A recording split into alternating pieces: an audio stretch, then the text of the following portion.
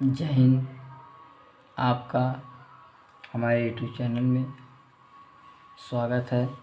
आज का हमारा टॉपिक है न्यूटन का द्वितीय नियम। इसका इंग्लिश होता है न्यूटन सेकंड लॉ। यानी न्यूटन का द्वितीय नियम क्या होता है, इसके बारे में आज हमको पढ़ना है। ठीक है, इस नियम के अनुसार यानी न्यूटन के द्वितीय नियम के अनुसार एक निश्चित द्रव्यमान पर लगाया गया बल F द्रव्यमान में उत्पन्न त्वरण के अनुक्रमानुपाती होता है। ठीक है, तो यहाँ पे हम देखेंगे एक निश्चित द्रव्यमान पर क्या लिखेंगे, एक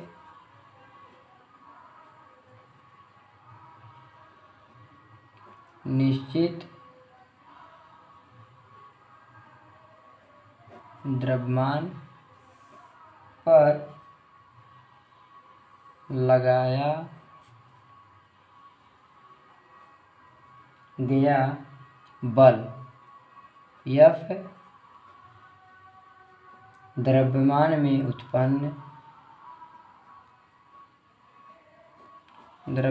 में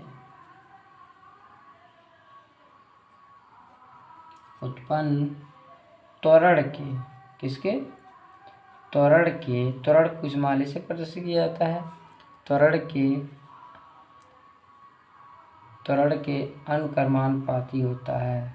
क्या होता है, अनुक्रमानुपाती होता है। इससे हम कह सकते हैं कि F अनुक्रमानुपाती A। क्या बोल सकते हैं, F अनुक्रमानुपाती A। इसका क्या हो जाएगा समीकरण नंबर, हम इसे 1 मान लेंगे।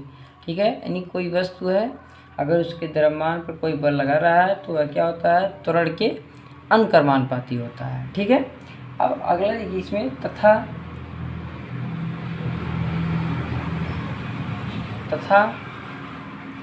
किसी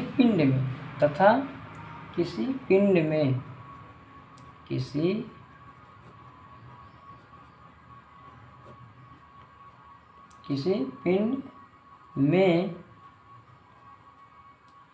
एक निश्चित त्वरण उत्पन्न करने के लिए किसी पिंड में एक निश्चित त्वरण उत्पन्न करने के लिए निश्चित त्वरण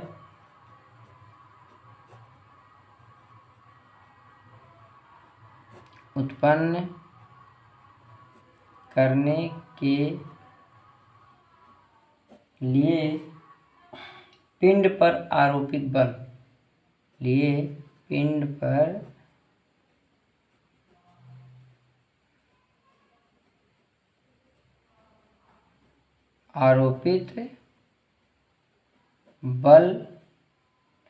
F पिंड के द्रव्यमान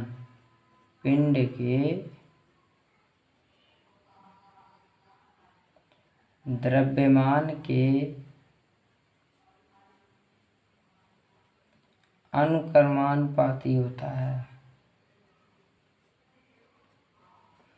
अनुक्रमानुपाती होता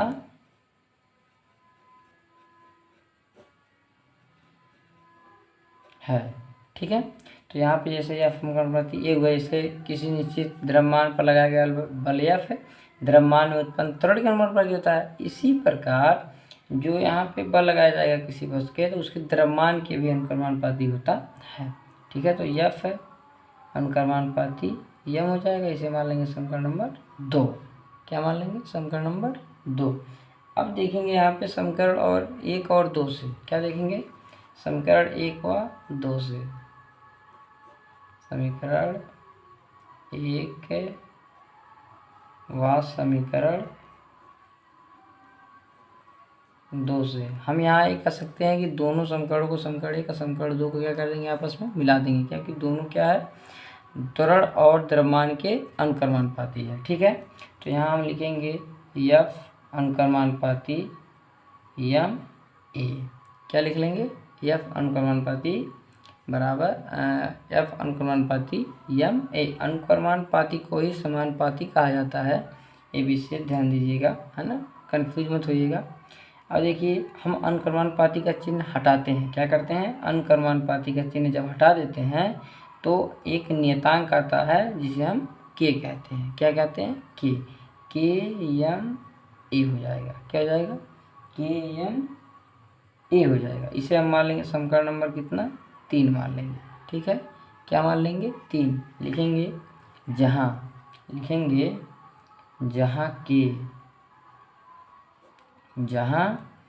के एक नियतांक है, एक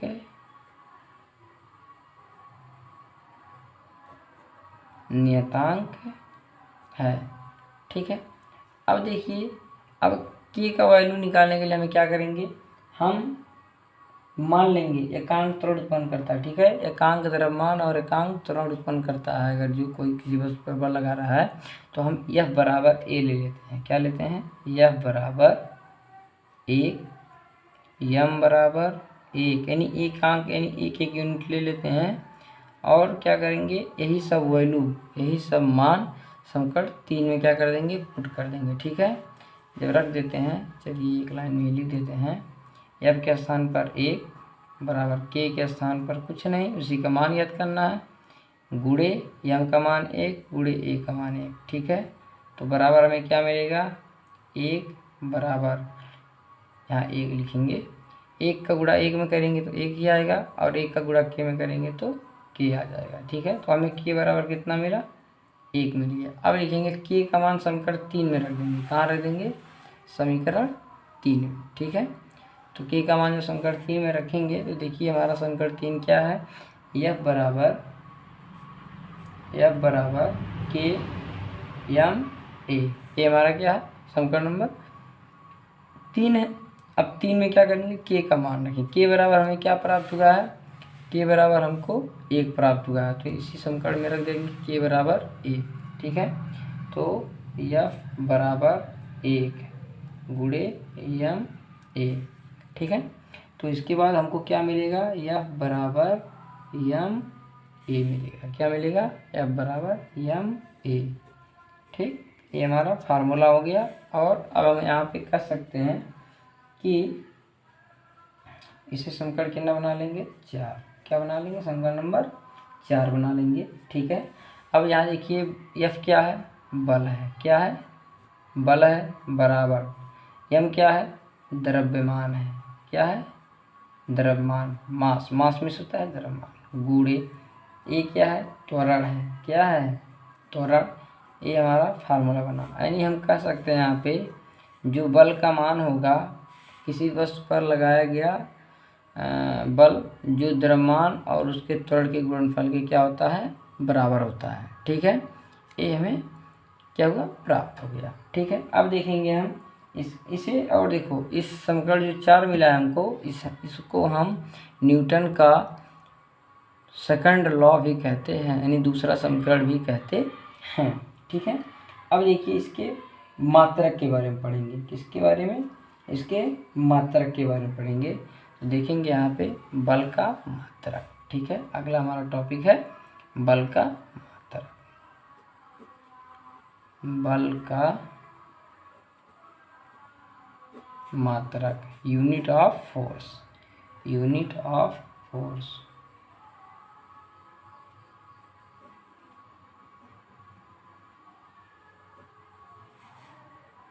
यूनिट ऑफ फोर्स, ठीक है। ये हमारा टॉपिक है, ठीक है। तो देखिए इसमें ध्यान से कि एसआई पद्धति में बल का मात्रक किलोग्राम मीटर पर सेकंड स्क्वायर होता है, ठीक है। पहला जो होता है हमारा कंडीशन, एसआई में, एसआई पद्धति, एसआई पद्धति में बल का मात्रक, बल का मात्रक, बल का मात्रक क्या होता है, जैसे यहाँ पे द्रव्यमान का मात्रक क्या होता है, किलोग्राम, तो जाएगा केजी, ठीक है, किलोग्राम। उसके बाद त्वरण का मात्रक होता है मीटर प्रति सेकंड स्क्वायर, तो केजी, किलोग्राम मीटर प्रति सेकंड स्क्वायर, या इसे हम हिंदी में लिख सकते हैं किलोग्राम केजी, किलोग्राम मीटर प्रति सेकंड स्क्वायर। ठीक है, ये हमारा क्या होता है, बल का मात्रक होता है। ठीक है, और एक दूसरा होता है हमारा सीजीएस पद्धति में, बल का मात्रक जो होता है सीजीएस पद्धति में, उसका वैल्यू क्या होता है, लिखेंगे सीजीएस पद्धति में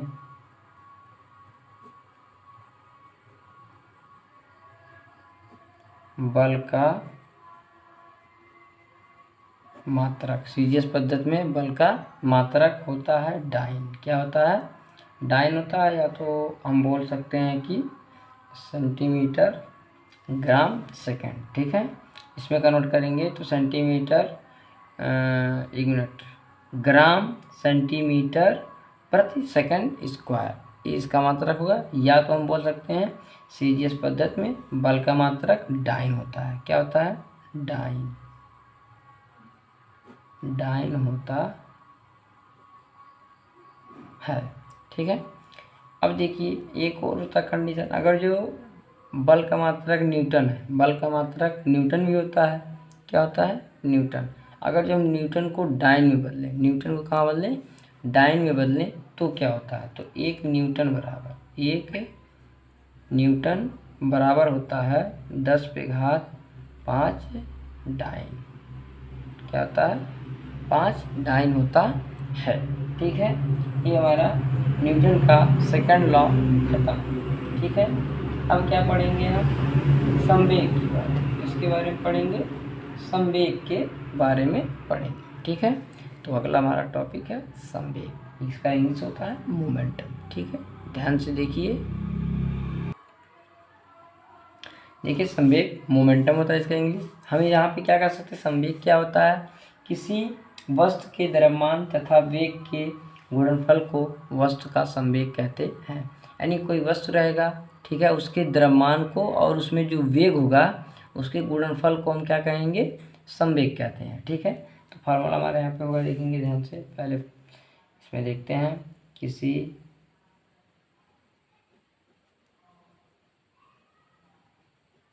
वस्तु के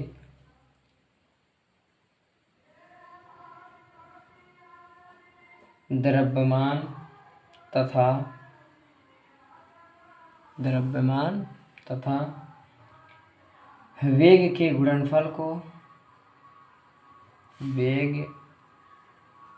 के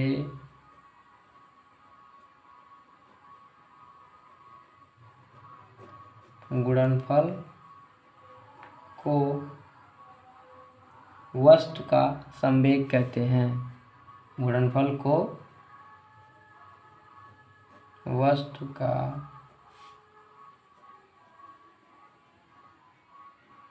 संवेग कहते हैं।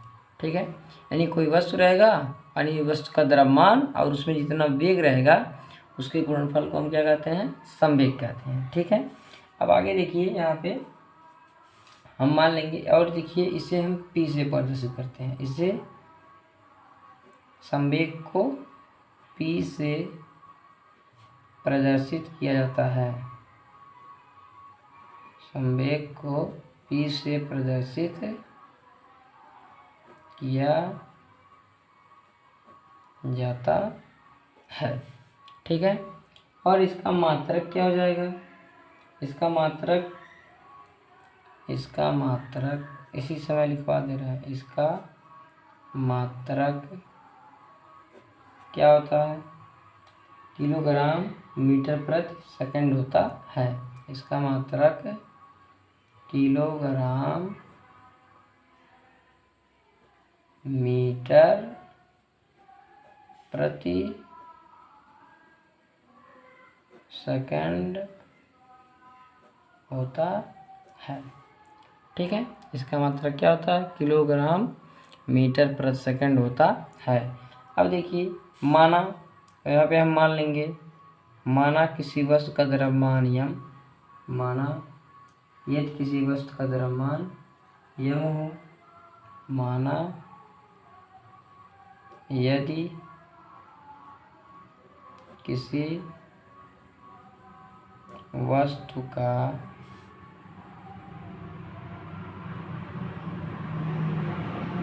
द्रव्यमान स्मॉल यम हो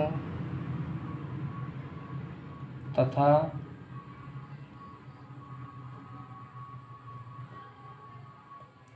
वेग क्या हो?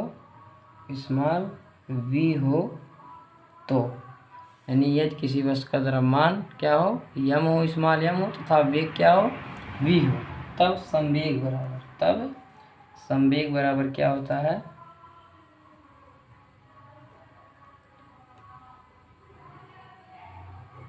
संवेग बराबर क्या होगा? यानी द्रव्यमान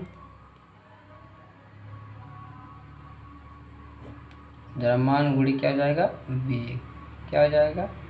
वेग हो जाएगा, द्रव्यमान गुणे वेग। अब हम संवेग को किससे दर्शाते हैं? p से। ठीक है, और द्रव्यमान को क्या दर्शाते हैं? स्मॉल v से। गुणा कर देंगे, v हो जाएगा। ठीक है, तो हम कह सकते हैं किसी वस्तु के द्रव्यमान और उसके वेग के गुणनफल को हम क्या कहते हैं? संवेग कहते हैं। इसका मात्रक क्या होता है? किलोग्राम मीटर प्रति सेकंड होता है। यह एक सदिश राशि है। यह एक क्या है? सदिश राशि है, किसमें दिशा भी दिया जाएगा। ठीक है, ये हमारा हो गया, इसका मात्रक भी जान गए हम लोग। ठीक है, अब हम लोग आगे पढ़ेंगे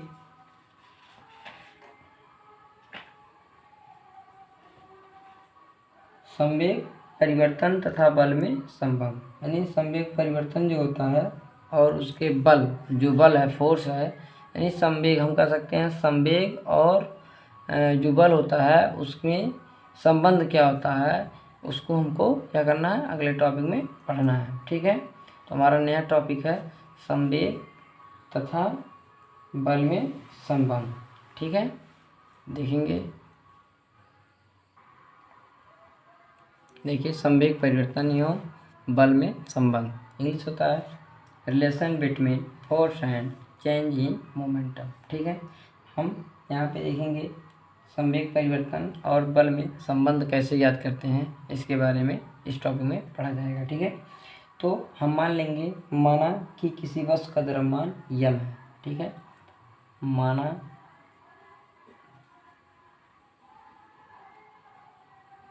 किसी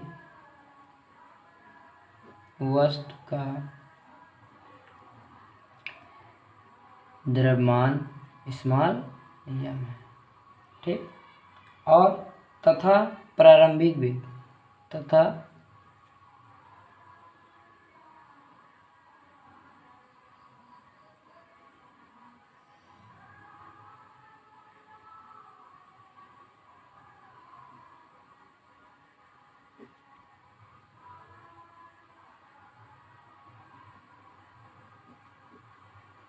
प्रारंभिक जो वेग होगा, ठीक है, वह क्या है? v1 है। क्या है? v1 है। ठीक, माना जब इसका प्रारंभिक वेग v1 हो जाएगा तब इस पर एक बल भी कार्य करेगा। ठीक है, तब लिखेंगे माना कि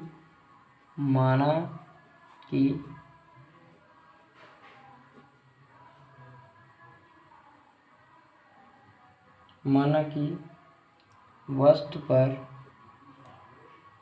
बल F लगाने पर,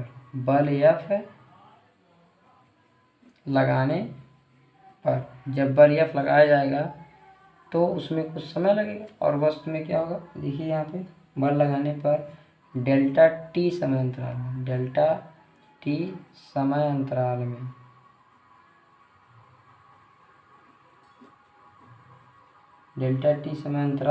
में उसका वेग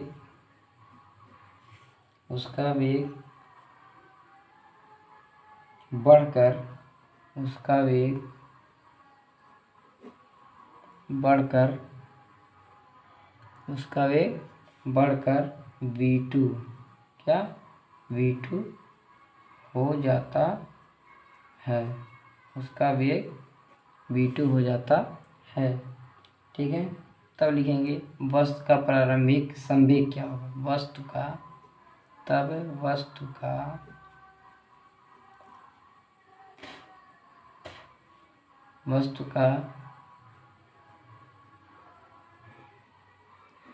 प्रारंभिक वेग, प्रारंभिक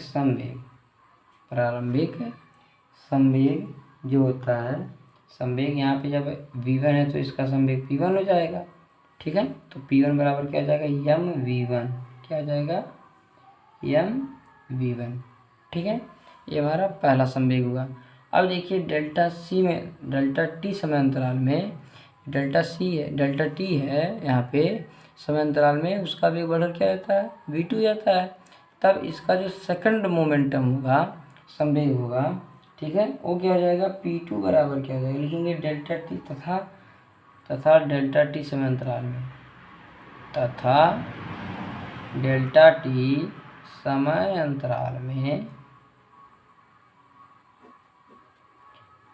समय अंतराल में वस्तु का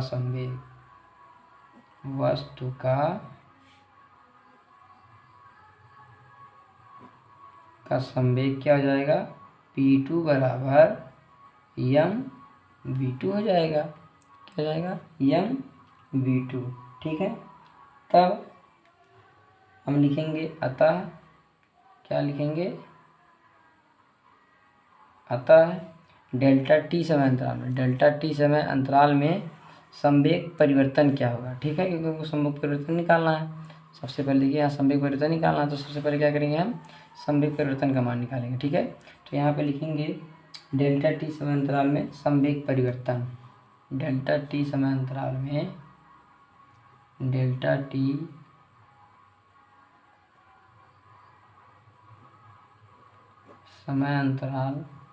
में संवेग परिवर्तन क्या हो जाएगा, संवेग परिवर्तन, चेंज इन मोमेंटम। संवेग परिवर्तन यहाँ हम क्या मान लेंगे, p मान लेंगे, क्या मान लेंगे, p। तो p बराबर क्या हो जाएगा हमारा, नहीं डेल्टा p मान लेंगे, क्या मान लेंगे, संवेग परिवर्तन। ठीक है, डेल्टा p होता है, तो डेल्टा p बराबर क्या हो जाएगा, p2 माइनस p1 हो जाएगा, क्या हो जाएगा, p2 माइनस p1। ठीक है, जब p2 माइनस p1 हो गया तब हम क्या करेंगे, तो p2 और p1 का मान जो यहाँ हम निकाले हैं क्या करेंगे, इसमें रख देंगे। ठीक है, तो देखिए हमको क्या मिलेगा, डेल्टा p बराबर p2 का मान कितना है, mv2 है, क्या है, mv2 है, माइनस p1 का मान क्या है, mv1 है, क्या है, mv1।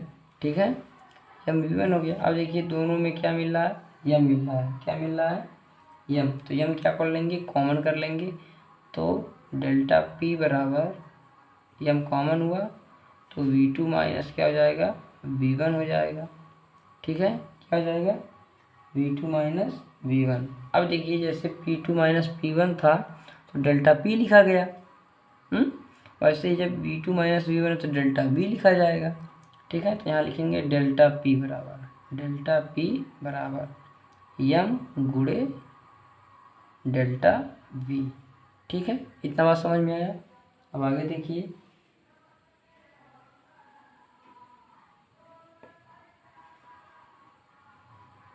अब आगे देखेंगे और हम क्या करेंगे, दोनों पक्षों में क्या कर देंगे, डेल्टा t से भाग कर देंगे, क्या कर देंगे, भाग करेंगे। देखिए यहाँ लिखेंगे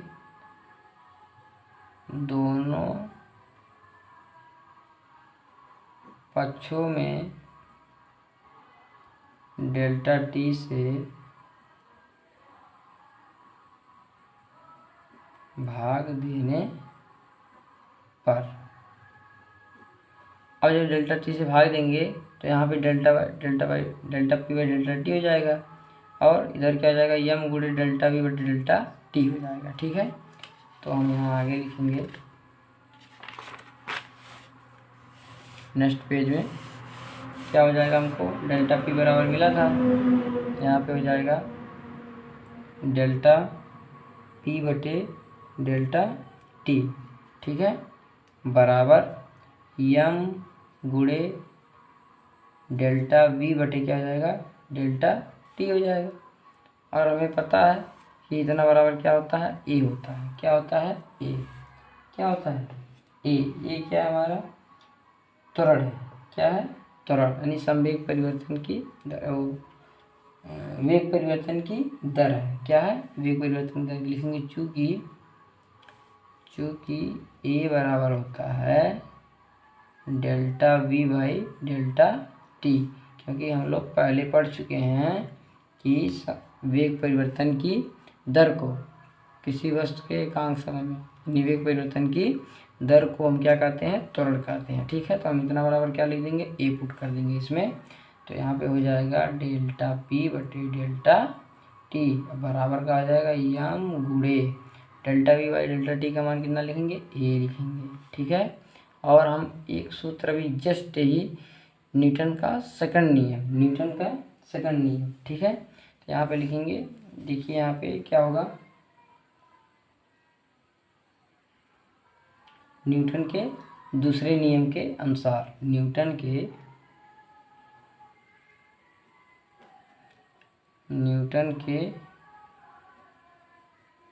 दूसरे नियम के अनुसार, ठीक है, दूसरे नियम के अनुसार क्या होता है, यह बराबर यम ए प्रूव कर चुके हैं। तो ये देखो, यहाँ यम ए के स्थान पे हम क्या लिख सकते हैं, एफ लिखेंगे। ठीक है, इसे समीकरण मान लीजिए एक, समीकरण एक से क्या लिखेंगे, समीकरण एक से, समीकरण एक में क्या करेंगे, delta P by delta T बराबर क्या हो जाएगा, एफ। क्या हो जाएगा, एफ, या बराबर हो जाएगा delta P by delta T. ठीक है, ये क्या है, संवेग परिवर्तन और फोर्स यानी बल में क्या है, संबंध है। ठीक है, यानी delta P by delta T क्या हो गया, संवेग परिवर्तन की दर हो गया, और क्या हो जाएगा, बल। यही हमारा क्या था, टॉपिक था, मेन टॉपिक हमारा क्या था, संवेग परिवर्तन एवं बल में संबंध। ये हमारा क्या था, हेडिंग था, इसी को हमको प्रूव करना था। तो देखो यहाँ पे बल हो गया हमारा, और delta P by delta T हमारा क्या हो गया, संवेग परिवर्तन की दर हो गया। ठीक है, देखिए अगला हम लोग हेडिंग पढ़ेंगे। ठीक है, अगला हमारा टॉपिक होगा नेक्स्ट लेक्चर में न्यूटन का तृतीय नियम, और इसको क्या कहते हैं, क्रिया प्रतिक्रिया का नियम कहते हैं। ठीक है, इसके बारे में हम आगे पढ़ेंगे। ठीक है, अगर वीडियो अच्छा लगे तो लाइक शेयर सब्सक्राइब जरूर करें, और वीडियो को ज़्यादा से ज़्यादा क्या करें, शेयर करें। ठीक है, आज के लिए इतना ही, धन्यवाद।